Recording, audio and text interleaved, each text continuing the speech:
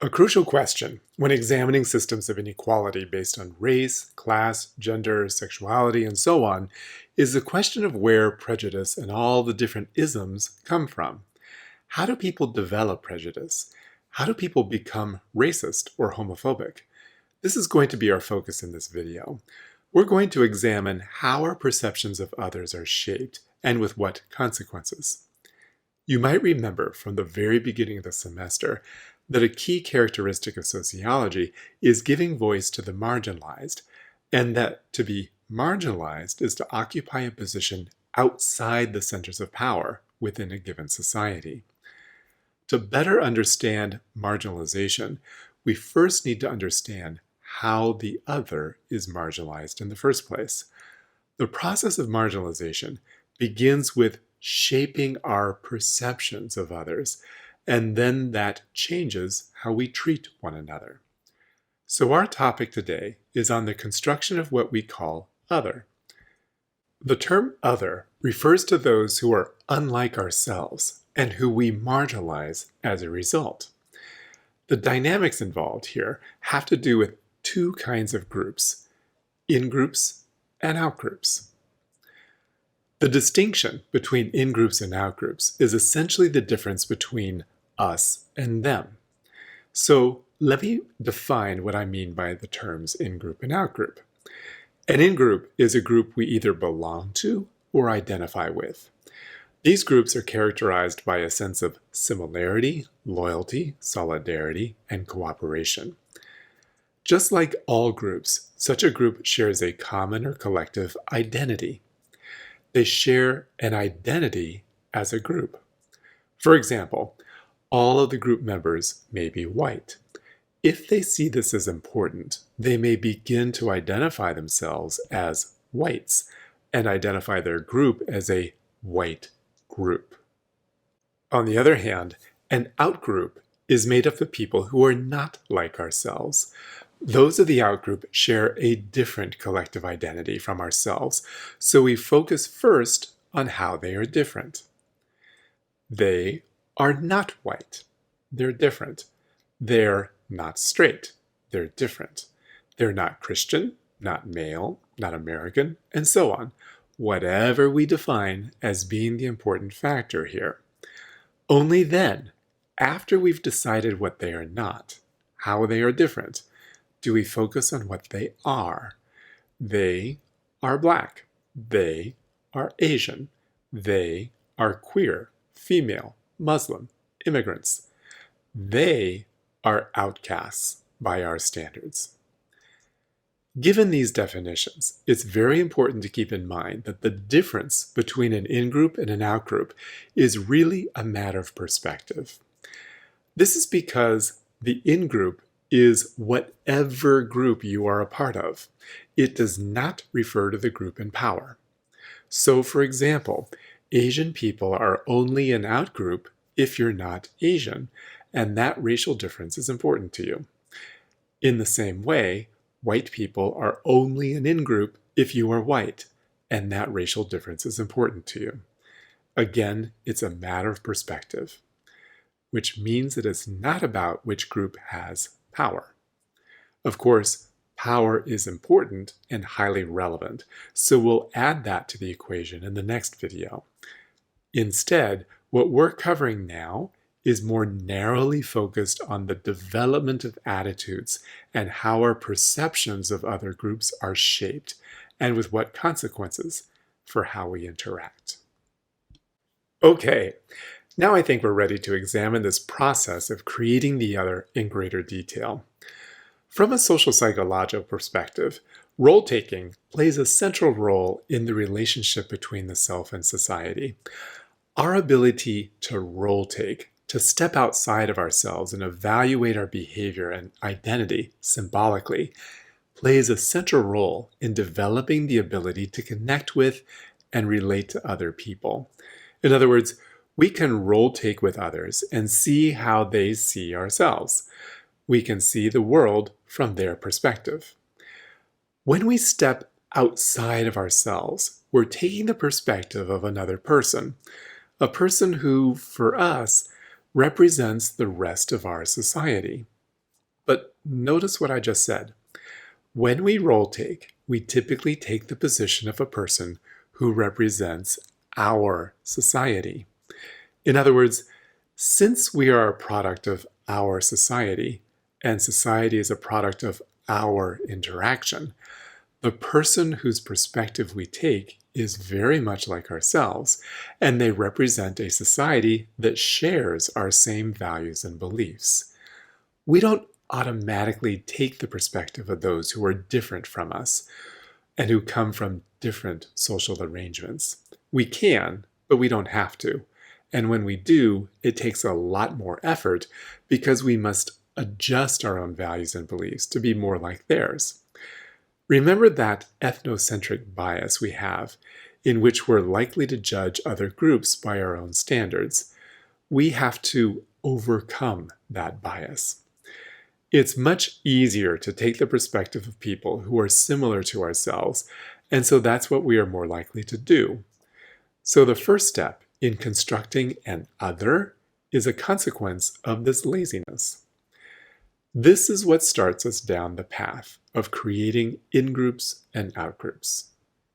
Failing to role-take with those who are different from ourselves only serves to accentuate how different, foreign, or alien they are. And it doesn't take much for us to see these others who are different as a threat to our way of life. And it's this perceived threat that opens the door not only to cultural misunderstandings and communication problems, but also to prejudice, discrimination, hostility, violence, and so on. And as soon as we start talking about them as different, we start to use adjectives to describe those differences. So these differences become objectified through the use of labels, symbols, and can take on a reality of our own making. From a sociological perspective, we recognize that symbols are very powerful. In fact, they have both creative and destructive power, and even shape our perceptions of reality. So we not only come to expect differences between us and them, we actually create differences that were not there before by labeling them with adjectives. They are lazy. They are stupid. They are dirty. They are dangerous. They are. But again, at the same time that we identify what they are, we also define ourselves, and this becomes an exercise in opposites. We are hardworking while they are lazy. We are smart while they are stupid. We are clean while they are dirty. We are peaceful while they are violent, and so on. This process of distinguishing ourselves from them is based on accentuating and magnifying the differences. Ultimately, this gives us a better sense of who we are. So the act of distinguishing between us and them not only sets them apart, it also helps to solidify our own identity and the identity of our group, strengthening our own group cohesiveness. In other words, we develop a greater sense of we-ness with the group and a great sense of solidarity. And notice how this connects back to the characteristics of ethnic groups. Knowing what we are not, knowing that we don't belong in that group, allows us to be more sure of what we are, that we actually belong in this group. We are straight, we are white, we are male, we are American, we are Christian, and so on. In many ways, our identities are up for grabs, at least until we find a neat little group or classification to fit into. But at the same time, we also try to identify all the boxes we don't fit into. Ironically, without an outgroup, there is no in-group, and yet the outgroup is still perceived as a threat to the in-group's identity. The reason we find them threatening is that when we look at an outgroup, we focus on what makes them different from us as a group, and we focus on this one thing to the exclusion of everything else, to the exclusion of all the things we have in common. The differences are blown out of proportion because of our focus on opposites, simplistic, dualistic, black and white thinking. In other words, we focus so much on their religion, their skin color, their sexual orientation, their nationality, their culture, whatever it is that is different from us, that we forget about all the characteristics we have in common, all of the things that make us human. We focus on such a small part of who they are, that one thing that is different, that we even forget that they are human individuals just like ourselves. They're no longer individuals at all.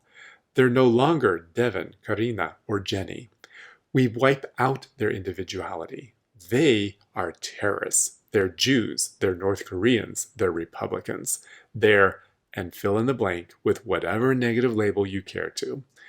And when we wipe out their individuality, we succeed in wiping out their humanity. Instead of recognizing individuality, our language labels them as a single entity devoid of human qualities. They. A group without individual identities. They are subhuman, or they are inhuman, and they are out to get us. The implications are obviously serious because it's easier on our conscience to mistreat, oppress, and even eliminate inhuman vermin than it is to do that to people. Again, the symbols and labels we use actually create our reality, and a label such as the word they and whatever adjective goes with it sets groups apart and creates a gap between these groups that did not exist until we labeled it. We're all human, though these labels and the people who use them tell us otherwise. In fact, we prefer not to think of them as being so much like ourselves, so we create differences where there were none and deliberately dehumanize them to the point that it no longer bothers us that we are treating them so poorly. Again, it's psychologically much easier to wipe out vermin than it is to wipe out human beings. Our conscience isn't bothered once we effectively dehumanize them. And when we treat others poorly, they begin to internalize that, and soon they begin to act in the way we expect them to. It becomes a sort of self-fulfilling prophecy. If we think a group is aggressive, we put them in a position where they have to act aggressively in order to be taken seriously, or even to be noticed. Again, this is evidence of the power of symbols, words, labels, to create a reality that might not have existed otherwise. And in the same way that the out-group internalizes feelings of inferiority, the members of the in-group internalize feelings of superiority. Okay, to wrap this up, I want to underscore the seriousness of these group dynamics between the in-group and the out-group. Remember that in-groups and out-groups give rise to prejudice, discrimination, oppression, and hostility. In-groups are not just the in-crowd you find in high school, or the cool people. That's more like in-group light. The in-group-out-group distinction includes that, but it's also much more serious than that, because it's the source of things like racism, homophobia, bigotry in general, hate crimes, and even war. Also, remember that the definition of these groups doesn't indicate the power difference between them. As I noted before, power is an important issue here, so we'll have to add that to the picture when we incorporate the structural perspective on racism and social inequality.